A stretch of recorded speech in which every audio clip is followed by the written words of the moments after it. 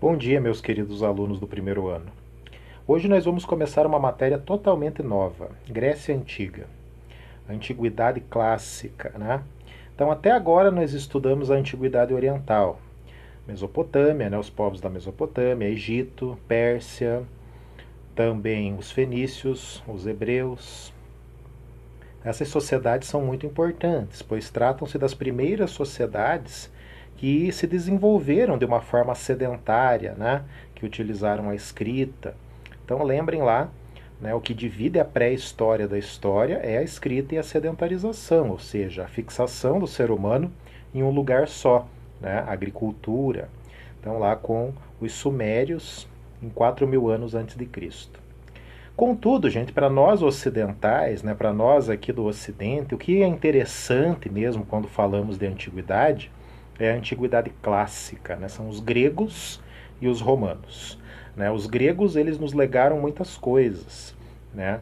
A base da nossa língua, inclusive, vem do grego, vem do latim também, mas os sufixos são do grego.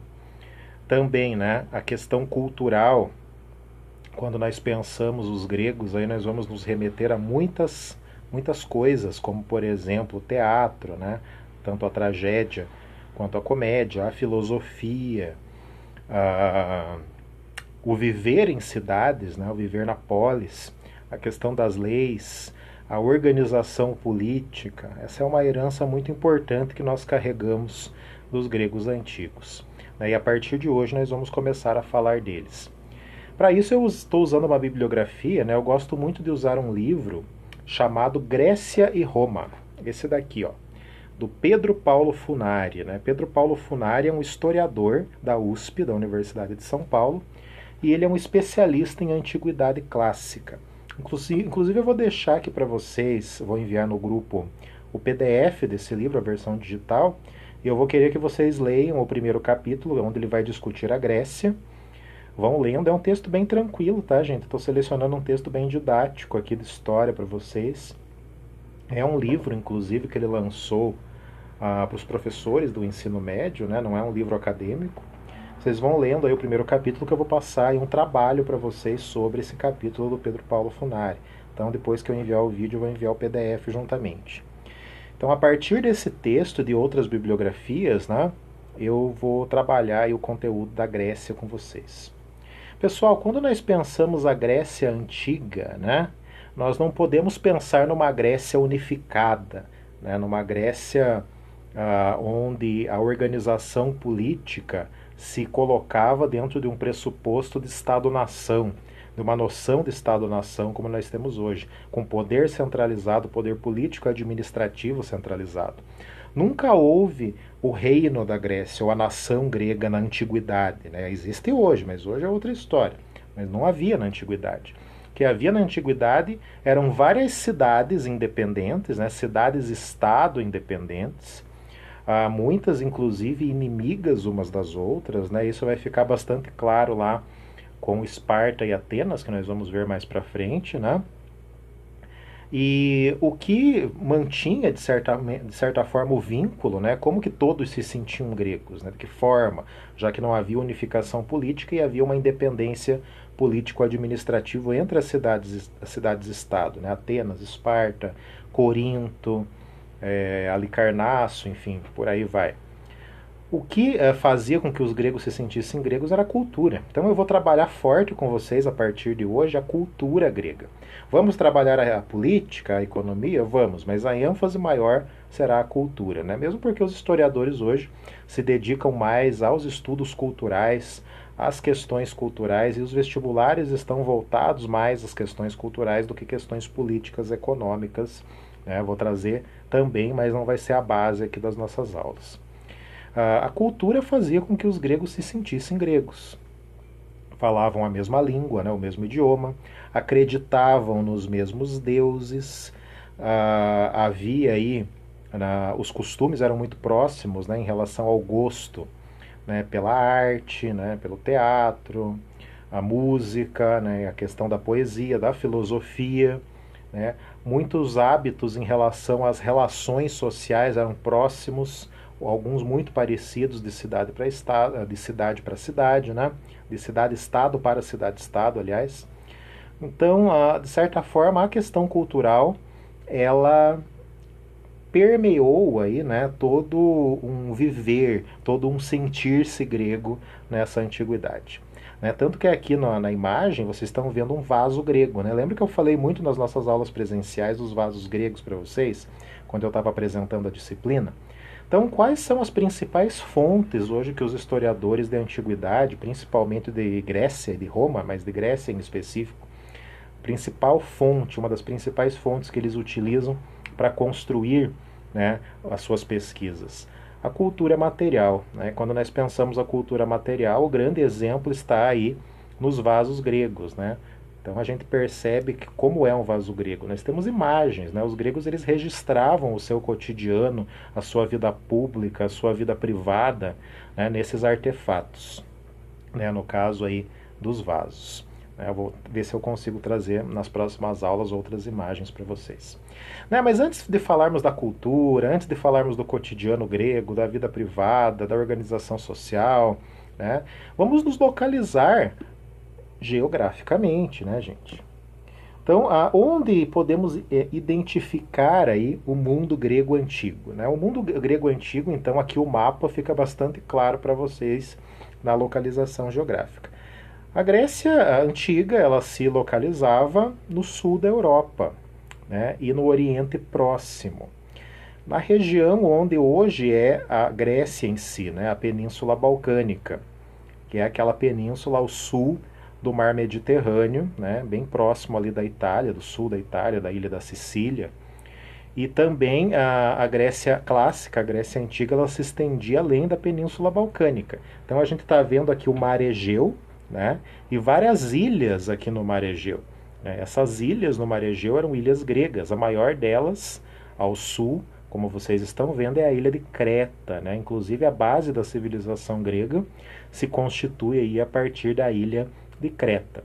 E outros territórios gregos também. Né? Aí no Oriente Próximo, na região onde hoje é a Turquia, a Ásia Menor, ali, né? Ali nós temos a colonização grega, territórios gregos também, inclusive a cidade de Troia, né? A imaginária, né, mitológica cidade de Troia. Ninguém sabe se Troia de fato existiu, né, mas segundo aí as pesquisas arqueológicas e mesmo os escritos mitológicos dos gregos, essa seria a localização, onde hoje é a Turquia. Nós temos também o sul da Itália, a ilha da Sicília, né, e o sul da Itália como colonização, aí, como expansão da cultura grega. Né? Então os gregos eles se expandiram também ao Mediterrâneo, né? Eles conquistaram outras regiões além da Península Balcânica. E é na Península Balcânica onde nós temos a Ática, né? A região da Ática e a região do Peloponeso. A Ática está em verde, aí, como vocês podem ver, e o Peloponeso em rosa. Né? Então são nessas regiões que nós vamos ter as duas principais cidades-estados gregas, né? As que mais se destacaram, que é Atenas, que se localizava na Ática, e Esparta, que se localizava no Peloponeso. Então é nessa região, né, que formou-se o mundo grego clássico, o mundo grego antigo. Né? Os gregos eles são resultado, de certa forma, da formação cultural, gente, de vários povos, né? Os gregos eles não surgiram do nada, né? Eles são resultado de uma miscigenação de povos indo-europeus, né? Dentre esses povos indo-europeus estão os jônios, estão os eólios, estão os dórios e estão os cretenses, né? Então, a partir da ilha de Creta aqui, né, nós vamos ter a base do surgimento da civilização grega. A partir da ilha de Creta, nós vamos ter a miscigenação com os cretenses desses outros povos, né? Os dórios, os jônios, os eólios. Eles vão invadir a Península Balcânica. Claro que essas invasões desses povos elas não vão acontecer do dia para a noite, né? Elas vão se sucedendo conforme os séculos vão passando, né? A partir aí do século XX a.C., nós vamos ter o início dessas invasões desses povos indo-europeus. Esses povos indo-europeus, então, eles vão se miscigenar com a civilização cretense, que já existia aí na região, que já se colocava nessa região a partir do século XX ao século XVIII a.C., né? E essas invasões elas vão se suceder aí até o século VIII a.C. A partir do século VIII a.C., com as sucessões de invasões desses povos e a miscigenação com os cretenses, nós vamos ter a consolidação dos povos que formaram a Grécia ou dos povos gregos, né, gente? E a história da Grécia, ela é dividida em vários períodos, né? É importante que não é necessário vocês decorarem isso, né? Como eu já deixei bem claro nas aulas de história, não há necessidade de decorar nada, né? Mas é importante que vocês se localizem no tempo, né, gente? É importante a localização no tempo e no espaço, quando nós falamos de história, né? Então, a localização geográfica da Grécia e a periodização da Grécia é importante que vocês se localizem também. Então, nós temos do século XX ao século XII antes de Cristo, a civilização creto-micênica, né? Que é a ilha de Creta, né? Que é a sociedade, que é a cultura cretense, né? As sociedades cretenses na ilha de Creta e Micenas, que se consolidaram ali, que estavam presentes desde o século XX antes de Cristo. Nós vamos ter então do século XX ao século XII a civilização micênica e o início das invasões dos povos indo-europeus, né, dos dórios, dos eólios e também dos jônios. Tá? A partir do século XII a.C. até o século VIII a.C., os tempos homéricos, né? Período homérico é um período onde pouca coisa nós conhecemos da história da Grécia, né? Há muito pouco resquício da cultura material, muito pouco resquício de escavações arqueológicas, né? A única fonte, de fato, que nós temos é uma fonte mitológica, que são os escritos aí do Homero, né? Por isso tempos homéricos. Homero era um poeta, né? Um escritor da Grécia Antiga, lá do período do século VIII a.C., né? E ele é que relatou por meio de histórias mitológicas, por meio da mitologia. Então, quando nós falamos de mitologia, tem muita coisa de real, mas tem muita coisa de fictícia, né? Porque os gregos eles misturavam muito a realidade com a ficção. Eles usavam os mitos para entender a si mesmo e a entender a sua história, né? E Homero vai registrar esse período com ficção, né? Com imaginário, com mitologia e também com realidade. Então é uma fonte importante. Contudo, não dá para ter certeza, né, se de fato tudo que o Homero descreve ali é uma realidade, né? Então é chamado tempo homérico porque as principais fontes escritas desse período são a Ilíada e a Odisseia. A Ilíada e a Odisseia são os dois principais textos clássicos, um dos principais, né, da Grécia Antiga, né, para entendermos esse período da Grécia Antiga.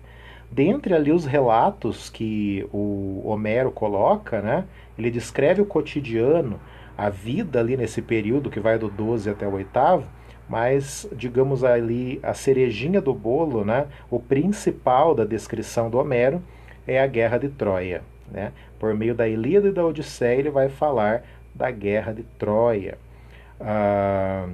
Que de certa forma, né, se constituiu como uma história muito importante, como um relato muito importante dentro da mitologia grega. Os gregos acreditavam em seus mitos? Com certeza acreditavam. Não só acreditavam em seus mitos, como em seus heróis, né, pessoal? Ulisses, ou Odisseu, né, é o grande herói aí, é o grande nome da história da Guerra de Troia, ok? Depois do período homérico, né, que é esse período onde nós temos poucas informações sobre a história grega, nós vamos ter lá o período arcaico. O período arcaico eu gostaria muito que vocês guardassem, gente, que é o período da formação das cidades-estado. Até o período homérico, os gregos eles não viviam em cidades-estado, eles viviam em clãs. Eles se organizavam em grandes tribos, né, em grandes clãs. Eu não gosto de usar a palavra tribo, mas a palavra clã ela é mais correta. No texto do Funari, depois isso vai ficar claro para vocês. E eles passaram a se organizar de uma forma mais complexa em cidades-estado a partir do período arcaico. Né? do século VIII até o século VI a.C. Então não se viveu mais da propriedade coletiva, né? Não houve mais uma possibilidade de organização social em clãs. Nós tivemos ali muitas disputas de poder entre alguns grupos familiares, entre clãs rivais, e a partir de então se consolida a propriedade privada dentro da Grécia e a fundação das cidades-estado, né, o que vai acontecer no período arcaico. Posteriormente ao período arcaico, o período clássico, que é o auge da civilização grega, é o brilho da civilização grega, é o período de Atenas, né, da grande Atenas, o apogeu da democracia ateniense, e é o período da grande Esparta também, que vai ser a cidade guerreira, né, pessoal? E posteriormente a decadência da cultura grega, do mundo grego, né, com a dominação macedônica, né, com a dominação lá do Alexandre o Grande, né, do Alexandre Magno, e a propagação da cultura grega para o Oriente, né, que é o período helenístico. Ok, pessoal? Então é isso, eu vou passar para vocês o texto do Funari, né, vão lendo com carinho, que a semana que vem eu vou passar um trabalho para vocês sobre esse texto. É importante que vocês leiam os textos, gente. Eu, a partir de agora, só vou postar as aulas na minha conta no YouTube, então eu vou ver o tanto de visualização que vai ter lá, e por aí eu consigo controlar se vocês estão ou não assistindo às aulas. Então assistam os vídeos, leiam os textos que eu passo e tirem as dúvidas comigo, tá, pessoal? Vamos todo mundo junto agora, unidos e fortes para superar esse momento difícil. Grande abraço para vocês e até a semana que vem.